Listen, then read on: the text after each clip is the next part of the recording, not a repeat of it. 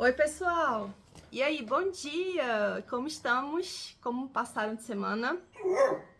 Eu tive uma semana, ó, puxada pra caramba, mas sempre aqui, ó, apegada ao meu livrinho. E eu tô muito feliz de trazer esse vídeo pra vocês hoje, porque falar de Clarice, pra mim, eu poderia ficar o dia todo aqui conversando sobre ela. Inclusive, não contem pra ninguém, tá? Segredo nosso aqui. Eu converso com a Clarice. Só eu e ela, a gente às vezes troca umas ideias.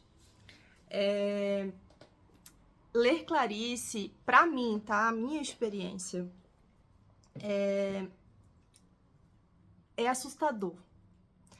No primeiro momento, porque ela é uma completa máquina, assim, ela é um gênio, né? Ela é daquelas pessoas que puseram os pés na Terra uma única vez e nunca mais vão nos contemplar com a presença, sabe? Ela é simplesmente... Ela me tira o fôlego nas primeiras palavras dela, de qualquer livro. E não me entendam mal, tá? Mas eu me vejo muito na Clarice. Eu me enxergo demais na Clarice. Obviamente não na questão da genialidade, tá, gente? Mas com alguns sentimentos muito particulares que ela traz dentro dela e que eu carrego também. A Clarice, ela tem... assim, olha, eu não a conheci, né? Por óbvio, ela inclusive faleceu antes de eu nascer. Mas do tanto de coisas que eu já li dela, entrevistas que eu já vi, enfim. A Clarice tinha um incômodo com a existência muito grande, né?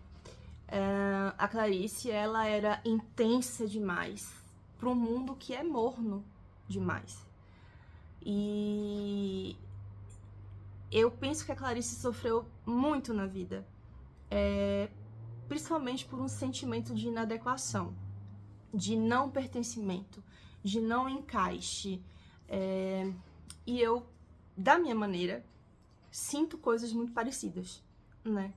Então, é muito bom lê-la, mas também é muito desafiador. Pra mim, como leitora, como mulher, como pessoa. Porque é como se eu estivesse vendo no reflexo do meu espelho uma outra pessoa que não eu, mas que também é um pouco de mim. Dá pra entender? Então, a Clarice, ela é uma pessoa que visita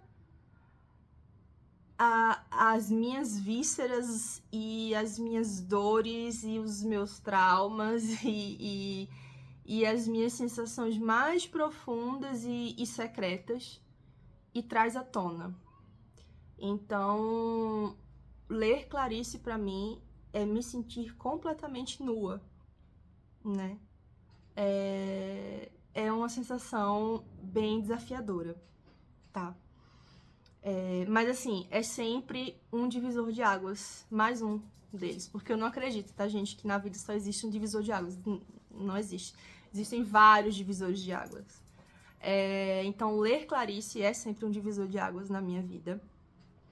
E às vezes eu preciso tirar um tempo de Clarice, como eu comentei com vocês no vídeo passado, né? O último livro da Clarice que eu li, inclusive eu não cheguei a completar, porque eu precisei tirar esse período sabático de Clarice. É um livro da mesma editora, dessa edição aqui, do Um Sopro de Vida, a Rocco, que reuniu todos os contos da Clarice num livro só. Gente, esse livro é um primor, é lindo. E aí eu já vou fazer logo um gancho com os leitores que estão me ouvindo. Não deixem de ler Clarice, tá? Clarice é leitura absolutamente fundamental para qualquer pessoa. Eu tenho certeza que você não vai passar incólume, pelo menos por um dos parágrafos da Clarice, tá? Só que o que é que eu vou falar pra vocês? Não comecem pelos romances da Clarice. comecem pelos contos, passem as crônicas e depois visitem os romances. Esse foi o meu caminho, né? Na verdade, eu fiz aí alguns caminhos tortuosos, porque eu comecei por conto, entrei com um romance, voltei pro conto, enfim. Mas eu acho que o mais tranquilo para vocês irem se acostumando com a forma da Clarice escrever e se expressar é essa: contos, crônicas e romances, tá? O primeiro romance que eu li da Clarice é o primeiro romance que ela fez e publicou, e fez muito sucesso. Inclusive, ele foi premiado. Ela tinha 23 anos. Chama-se Perto do Coração Selvagem. Gente, esse livro, eu tenho a sensação, eu nunca li uma crítica literária sobre esse livro, mas eu tenho a sensação que a personagem principal é um pouco autobiográfica, porque eu me senti muito representada pela personagem, especialmente na fase da infância, adolescência. A personagem se chama Joana. É uma personagem lindíssima, profunda, sem palavras, tá? Mas enfim, comecem pelos contos, passem as crônicas e cheguem até os romances. Agora falando para o meu outro público-alvo, né? Os leitores que também são escritores. Gente, é o seguinte, você escreve, leia este livro, Um Sopro de Vida. Isso aqui é literatura, na minha concepção, tá? Muito humilde. Vocês sabem que, né, eu sempre falo isso. Isso aqui é fundamental. É fundamental. Vou explicar por quê.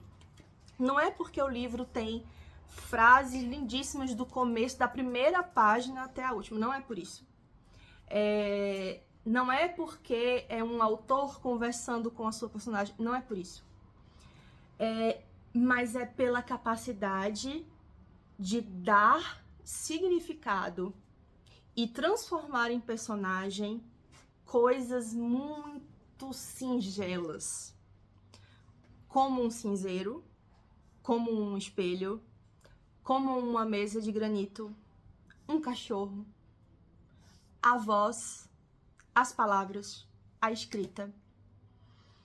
Então, Um Sopro de Vida é uma lição, é um guia para qualquer escritor, sabe? E como é incrível as dimensões que apenas 2 personagens principais, né, humanos, temos um autor, gênero masculino, que escreve uma personagem, cria uma personagem que se chama Angela Praline, né? E como esses dois, eles conversam e durante o livro eles se fundem e aí você já não sabe mais quem é personagem, quem é autor, quanto Angela mudou a vida do autor e quanto o autor construiu em Angela. Então a gente tem também uma relação de criador e criatura, né? Inicialmente o autor era o criador da criatura Angela, mas aí talvez em um certo ponto do livro a criatura também se transforma em criador, porque ela ganha vida própria, né? E essa relação de autor com personagem foi algo que eu já vinha conversando com vocês no Instagram, falando sobre o Ondê. Eu não sei se vocês vão se recordar, mas eu já tinha até falado que eu queria gravar um dia um vídeo sobre a minha experiência com os meus personagens. Não vai ser hoje, senão vai ser uma coisa muito longa. Mas às vezes eu acho que a literatura, ela quase me faz acreditar numa espiritualidade aí trabalhando, sabe? Porque esse livro fala sobre isso, sobre como personagens, como o processo de escrita, o processo criativo, ele é rico ao ponto de que algo que sai da cabeça do autor transforma o próprio autor em uma outra pessoa. E o personagem, de tão bom, tão bem elaborado, tão construído, ele ganha vida própria. e ele se torna uma pessoa com vida. E é por isso que, acredito eu, que o livro se chama Um Sopro de Vida. Exatamente porque é um sopro de vida num personagem. Alguém que já tem vida, alguém que já existe. Através de palavras, dá um sopro de vida para um ser que era inanimado e que saiu da própria cabeça do autor, é expresso apenas em palavras e com o sopro da criatividade, o sopro do processo criativo, o sopro da escrita, se torna uma pessoa totalmente independente do autor, né? E vem a tocar os corações de tantos outros leitores que vão passar por aquelas palavras tão bem escritas. Então, Um Sopro de Vida, para você que escreve, não deixe de ler. É simplesmente sensacional. Não é um livro fácil, tá? No começo eu senti bastante dificuldade. Cheguei até a achar, e a gente chama isso aqui de sincerão porque é pra ser sincero. Cheguei a achar o livro chato, tá? Em alguns momentos. Só que depois as coisas fluem de uma forma, e eu não sei se por essa minha identificação tão forte com Clarice, ou por eu ser escritora também, e por eu viver uma relação muito profunda e presente com os meus personagens, eu terminei a leitura achando que o livro é uma coisa magnânima, né? E que acho que tem até pouca visibilidade, deveria ter muito mais reconhecimento. É um livro sensacional. Para vocês terem noção, no livro da semana passada, Oceanos de Solidão, eu sublinhei, assim, 2, 3 passagens, né? Nesse livro, eu acho que não teve uma página que eu não sublinhasse alguma coisa que eu achasse fundamental e lindíssimo para trazer para vocês. Eu separei aqui, dentre as centenas de coisas que eu deixei claras aqui, que eu gostaria de trazer para vocês, eu sublinhei algumas e eu separei, dentre elas, algumas para fazer uma leitura rápida aqui para vocês. Gente, ouçam com os ouvidos, sem qualquer preconceito, tá? Sem achar que é uma literatura rebuscada, não pensem nisso, apenas tentem sentir, apreender a dimensão de Clarice. Olha só. Eu vivo em carne viva, por isso procuro tanto dar pele grossa a meus personagens. Só que eu não aguento e faço chorar à toa. Isso é o autor falando, né? Aí ele fala assim também: eu escrevo para me livrar da carga difícil que é uma pessoa ser ela mesma. Gente, isso é lindo. E aí vem um parágrafo maior. Mas parece que chegou o instante de aceitar em cheio a misteriosa vida dos que um dia vão morrer. Tenho que começar por aceitar-me e não sentir o horror punitivo de cada vez que eu caio, pois quando eu caio, a raça humana em mim também cai. Aceitar-me plenamente é uma violenta ação de minha vida. Cada mudança, cada projeto novo causa espanto. Meu coração está espantado. É por isso que toda a minha palavra tem um coração onde circula sangue. Gente, eu não dou conta dessa mulher. Eu não consigo, sabe? Eu não consigo.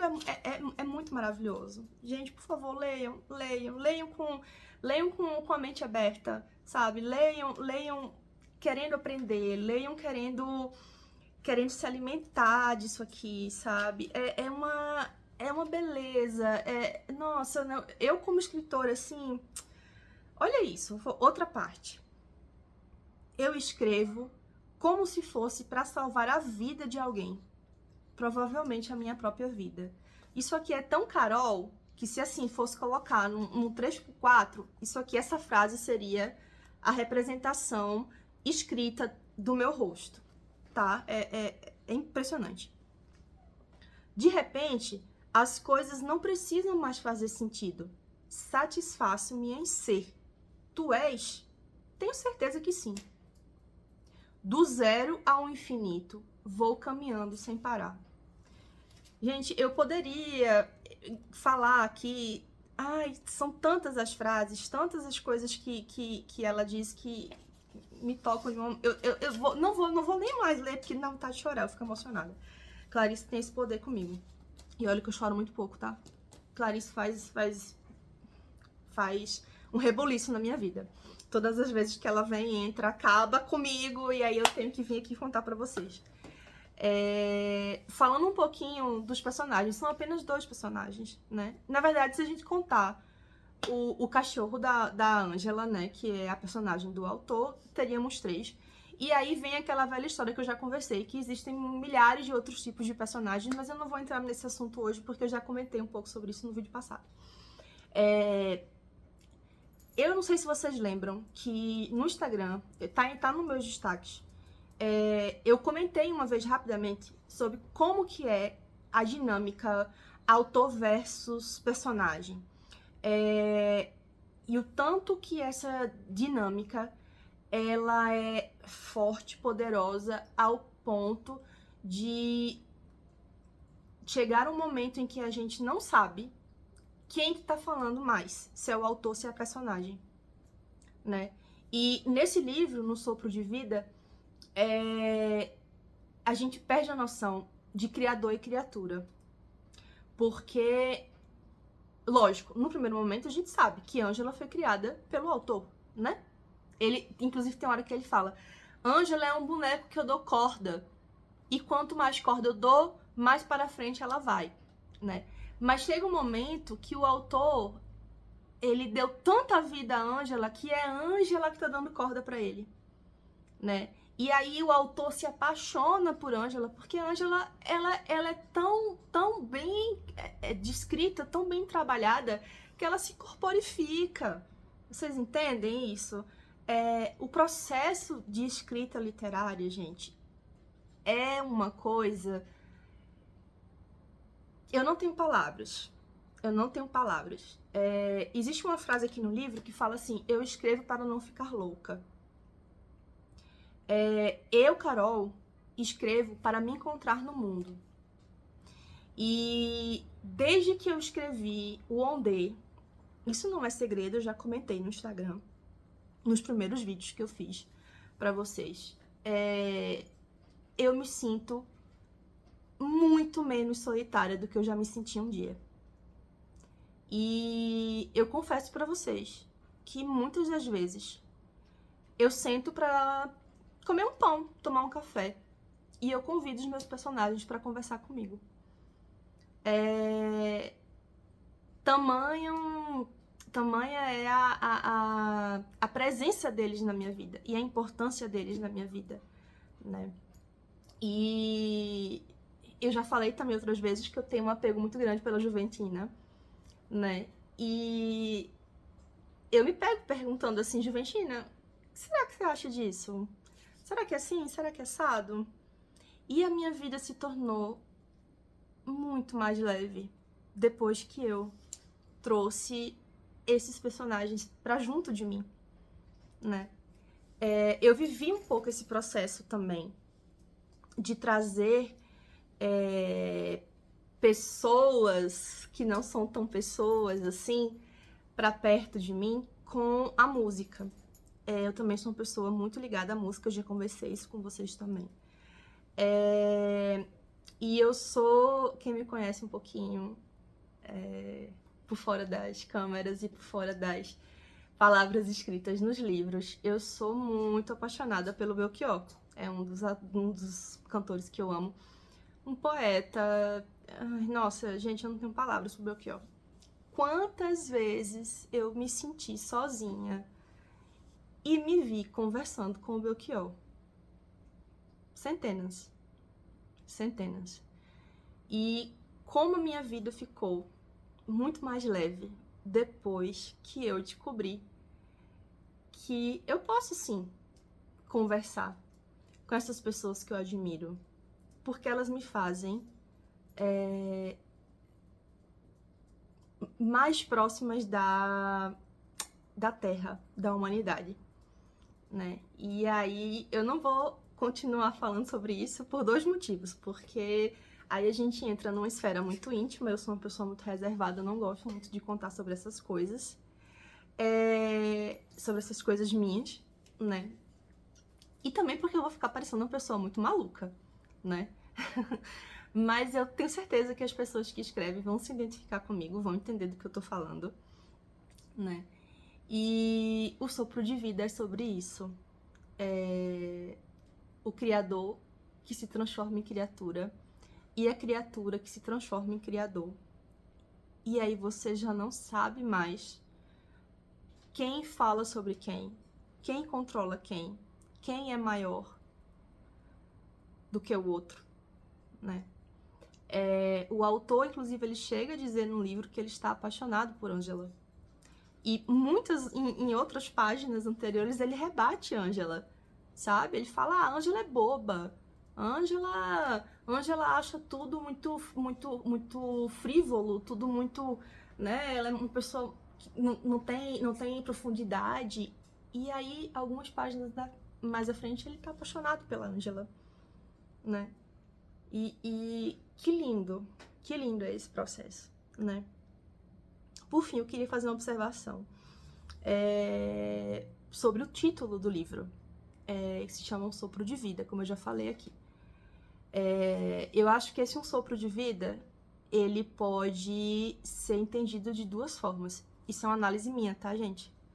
Unicamente minha. Não li em lugar nenhum, minha. Meu compromisso com vocês é ler e trazer pra vocês aquilo que eu senti, né? Um sopro de vida, olha só. Eu, como escritora, o personagem do livro é uma pessoa que está escrevendo viva. Ele cria a Ângela. E ele dá um sopro de vida para essa pessoa. Ele constrói essa personagem e entrega a vida para ela. Ao mesmo tempo em que o autor, que se sentia parcialmente morto, recebe de Ângela um sopro de vida no sentido contrário. Gente,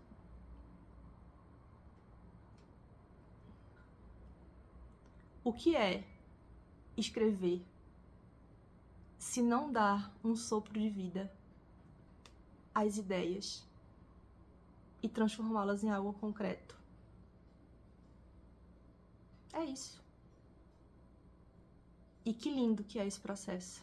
Que terapêutico que é esse processo. Ai, Clarice, te amo. Por fim, eu queria só fazer umas anotações assim, bem breves. Clarice nasceu na Ucrânia. A família era judia. E ela veio pro Brasil. Gente, que sorte! De vez em quando o Brasil dá uma sorte, assim, que, meu Deus, obrigada, né, aos deuses literários por ter mandado essa criatura incrível morar aqui no Brasil, né? E ela chegou no Brasil com 2 anos, junto com a família.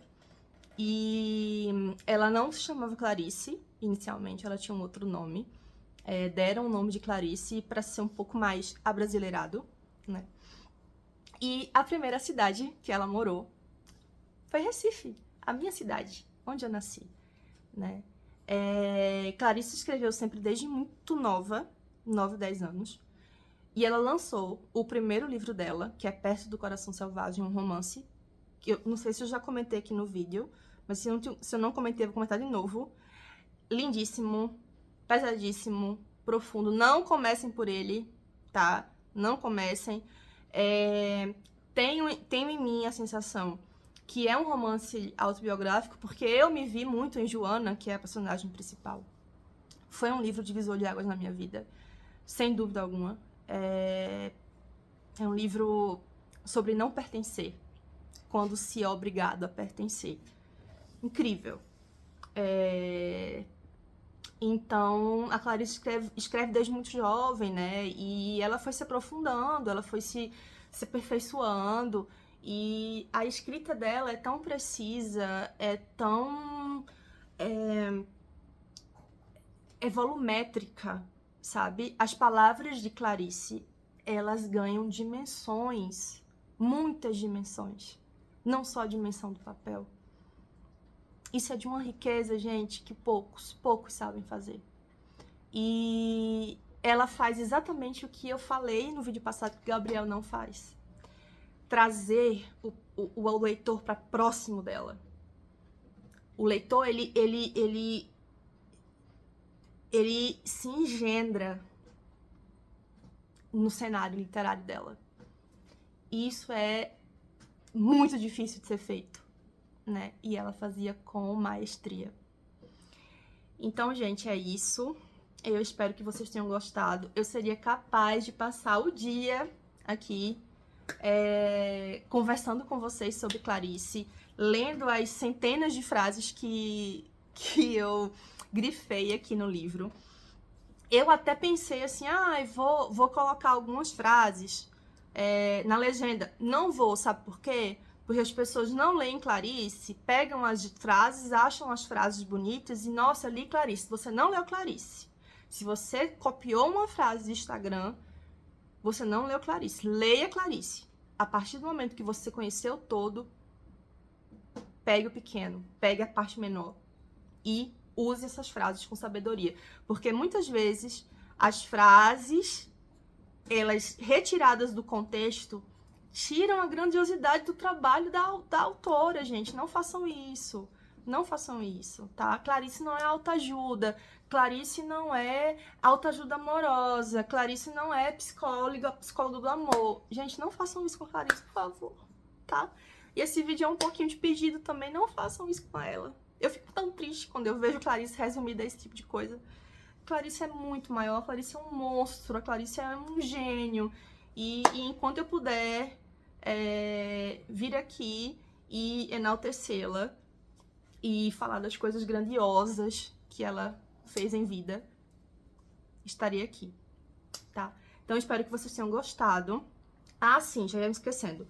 O livro da semana que vem, que eu separei, assim, meio de supetão, na verdade, eu tava um pouco em dúvida do que eu ia fazer. Eu cheguei a pensar em propor uma coisa diferente pra vocês, um desafio pra mim, e uma coisa meio diferente pra vocês, mas eu não vou sair daquilo que eu tinha planejado inicialmente, porque, como eu falei pra vocês, eu sou muito organizada com as minhas leituras. Então, eu vou ler Toni Morrison, O Olho Mais Azul. Gente, a Toni Morrison, junto com a Maya Angelou, que dupla, que mulheres. A Maya eu quero trazer depois, um pouquinho mais à frente. Acredito que seja uma literatura mais fluida. Já li algumas coisas da Tomi, já vi vários vídeos da Tomi, inclusive dei um Google aí. A Toni Morrison é simplesmente incrível, uma mulher forte, que não perde a doçura em nenhum momento. Então, assim, ela tem vídeos de entrevista que são um primor, tá? Então, ó, semana que vem, Toni Morrison, O Olho Mais Azul. Então, gente, um beijo, bom final de semana, espero que vocês tenham gostado. Deixe seus feedbacks, quem quiser comentar, comenta, quem quiser mandar DM, manda DM. E é isso, estamos vivos no projeto. Semana que vem, Toni Morrison. Um beijo, bom domingo!